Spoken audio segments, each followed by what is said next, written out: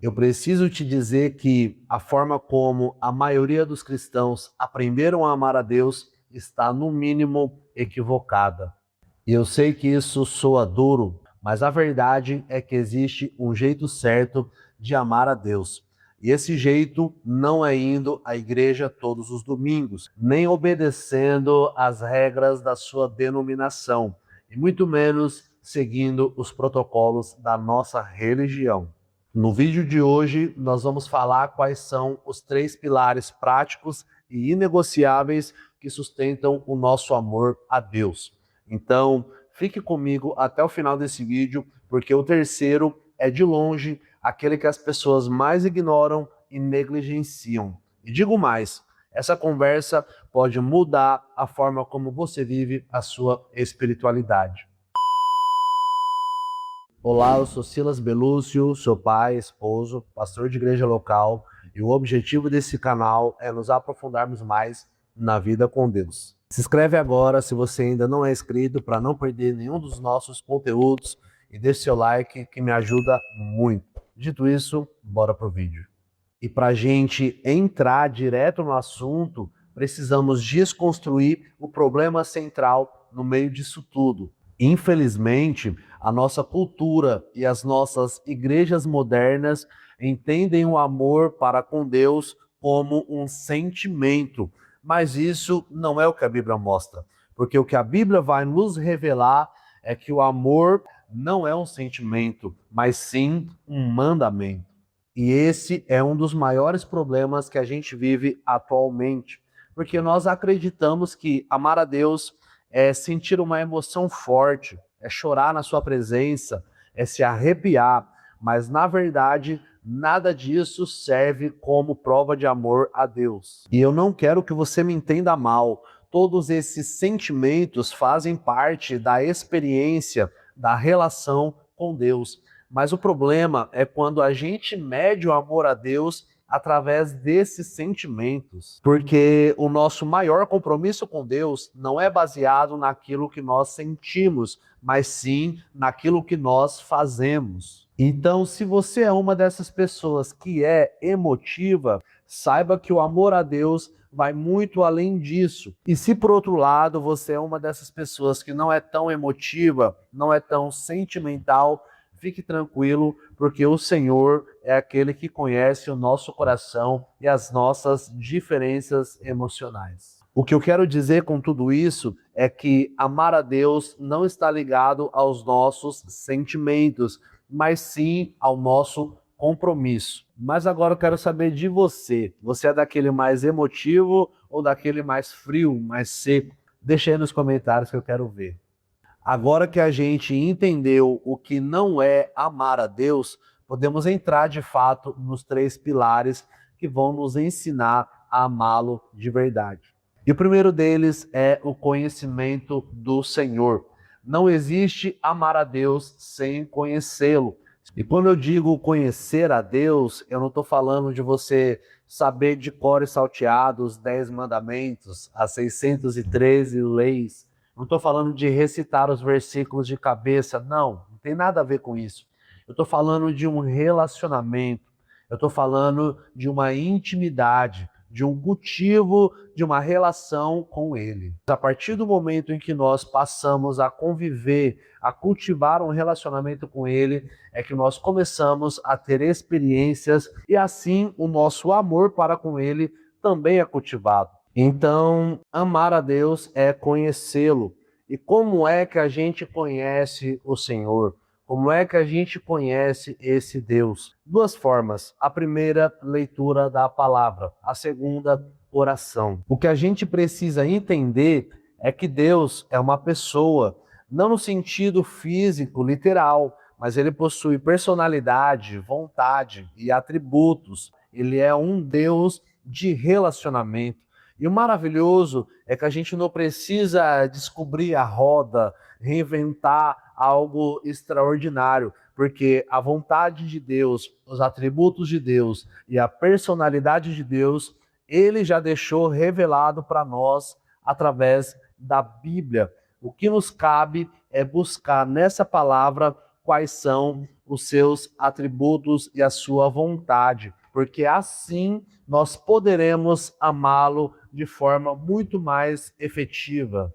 Agora tem um porém, não basta a gente ler a Bíblia simplesmente para cumprir um plano de leitura anual, nem como uma história, nem como um jornal, uma revista, mas nós precisamos analisar, meditar nela, ler a Bíblia com o coração aberto. Infelizmente, tem muitas pessoas que elas já lê a palavra de Deus com os seus óculos, né, com a sua visão de mundo, com a sua percepção das coisas. E não é assim. Quando nós vamos analisar a palavra do Senhor, a gente precisa, antes de tudo, se esvaziar das nossas crenças, das nossas vontades, dos nossos desejos, para que nós, de fato, conheçamos a palavra do Senhor e para que ela frutifique no nosso coração e transforme os nossos maus caminhos, né? Mude a nossa corrupção, a corrupção do nosso coração e nos aproxime de fato do nosso Deus. E é aqui que entra o segundo ponto, que é a oração. Nós precisamos falar com Deus. Nós precisamos orar pedindo ao Senhor a iluminação para entender, para compreender a palavra que Ele deixou revelada para nós. Nossa oração não vai mudar a vontade de Deus, porque ela já está revelada para nós, né? Não vai convencer Deus de nada. Deus, Ele sabe daquilo que nós precisamos. Nós, como filhos, claro que podemos pedir, mas a oração, ela serve principalmente para mudar o nosso coração, para transformar o nosso caráter, para escutar o Senhor falando no nosso coração. O segundo pilar é a obediência como linguagem de amor. E o que é esse negócio, né? Linguagem de amor. Todos nós temos uma forma, uma maneira, uma linguagem para dizer que amamos e também para entender que somos amados. Alguns é dando e recebendo presentes, outros é passando um tempo juntos, de qualidade, né? Fazendo alguma coisa, passeando. Outros em demonstrações de afetos, abraços, carícias, né? Palavras. Cada um tem a sua forma, a sua linguagem de amor. E Deus também tem a sua linguagem de amor. Ou seja, existe uma forma, uma maneira que Deus entende que amamos Ele. E o maravilhoso é que a gente não precisa descobrir isso, nem inventar isso. Isso já está revelado na sua palavra. João, no capítulo 14, por 2 vezes, no versículo 15 e no versículo 23, se não me falha a memória, o Senhor Jesus, ele diz: aquele que tem os meus mandamentos e o guarda, esse é o que me ama. Engraçado é que Jesus poderia ter dito: aquele que faz milagres, aquele que está na igreja todos os dias, aquele que faz parte do ministério, aquele que prega a palavra. Não, ele não diz nada disso. Ele diz: aquele que tem os meus mandamentos e o guarda. O que eu quero trazer como reflexão para nós é que a linguagem de amor para com Deus não é o nosso sentimento, não é as nossas lágrimas, a nossa alegria, a nossa euforia, o nosso arrepio, não, mas sim a nossa obediência. Infelizmente, no nosso meio moderno, existem pessoas que se emocionam demais, que choram demais, mas não obedecem àquilo que está na palavra de Deus. Você pode viver a sua vida inteira com Deus, o seu relacionamento inteiro com Deus, sem chorar, sem grandes demonstrações emocionais desse amor. Mas se você estiver fazendo a vontade de Deus, pode ter certeza que você está amando o Senhor. Agora, por que nós precisamos fazer a vontade de Deus? Por que nós precisamos obedecer a Deus? E a resposta não é porque Deus é um Deus menino, que quer as coisas do jeito dele. Não é isso. É porque a nossa forma de fazer as coisas, ela é corrompida pelo pecado. A nossa maneira de fazer as coisas gera morte, não só física, mas também espiritual. Se nós formos viver da forma que nós queremos, a gente acaba com a nossa própria vida, né? E com a nossa espiritualidade. Por quê? Porque nós somos manchados pela doença do pecado. mas a forma de Deus fazer as coisas é perfeita, é boa, é agradável. Todos os mandamentos do Senhor só nos trazem bens. É como diz a palavra, as bênçãos do Senhor não acrescentam dores. Então, precisamos obedecê-lo, porque ele sabe o que é melhor para nós. E o terceiro pilar é amar o próximo. Esse aqui todo mundo esquece, esse aqui todo mundo deixa para lá. Esse aqui é o mais negligenciado, né? Infelizmente. Porque muitas vezes a gente quer amar Deus e quando a gente pensa, nossa, preciso amar mais a Deus, eu preciso ter o meu coração mais voltado para a presença de Deus. E eu sei que isso é um sentimento sincero, nós sabemos disso. Mas qual é a primeira coisa que a gente pensa, né?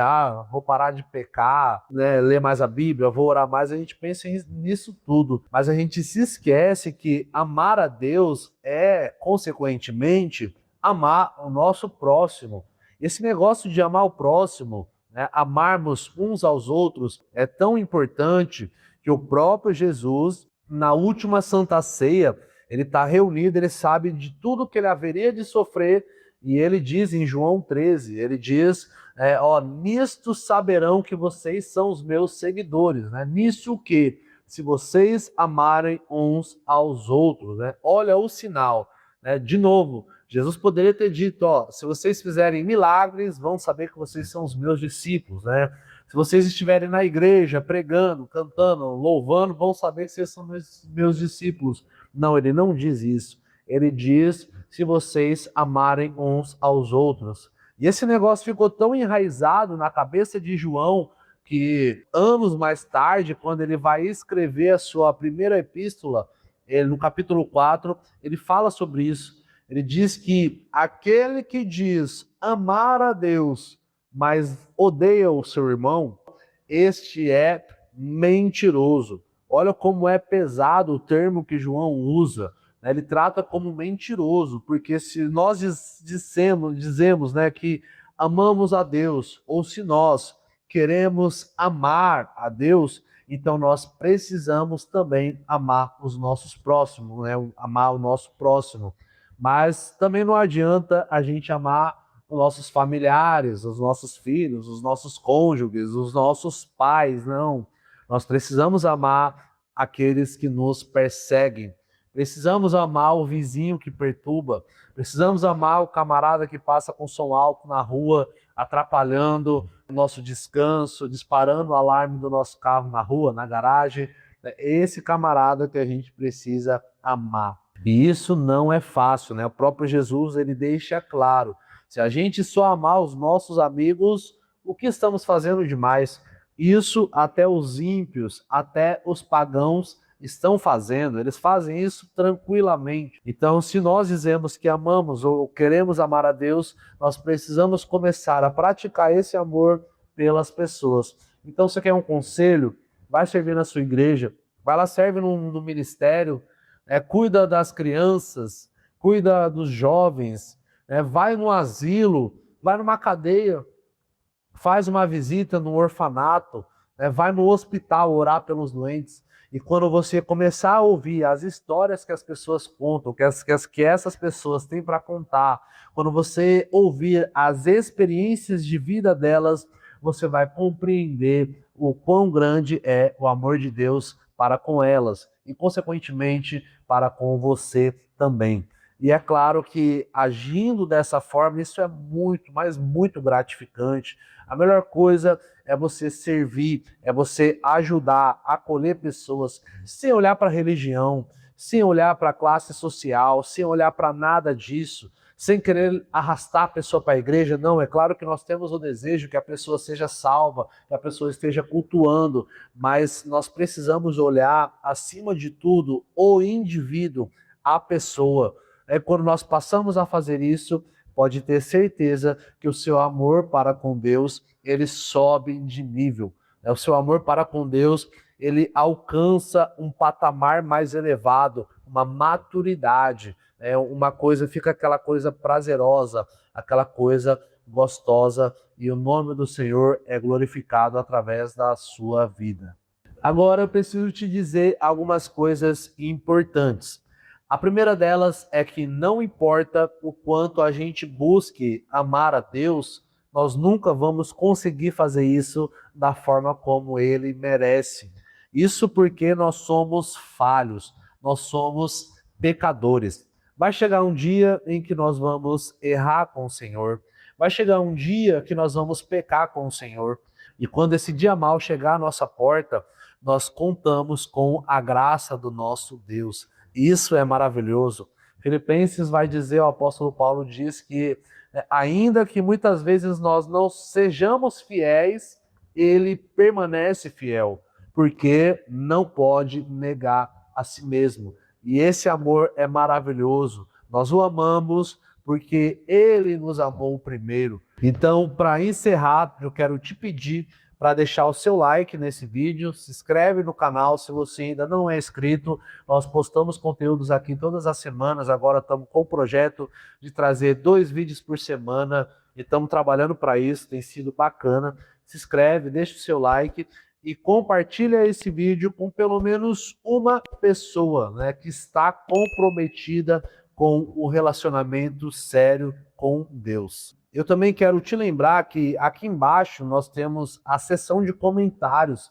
Deixa o seu comentário, deixa a sua opinião sobre esse vídeo. O vídeo tá bom, tá bacana, né? Não tá bom, ficou ruim, né? Deixa aí, avisa pra gente, o seu feedback é importante para nós.